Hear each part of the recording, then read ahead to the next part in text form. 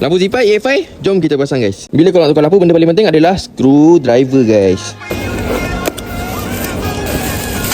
Dalam kotak dia datang macam ni lah. Ada lampu dan wire-wire dia. Okey lah, solid, cantik. Actually dia ada dua jenis tau. Satu design yang ada lampu LED kat sini, satu lagi yang tak ada. So aku ambil keputusan ambil yang tak ada lampu guys.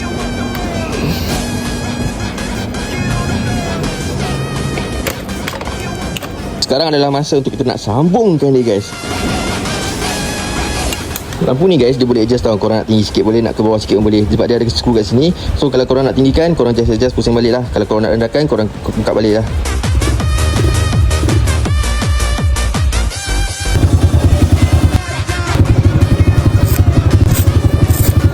Handsome siap.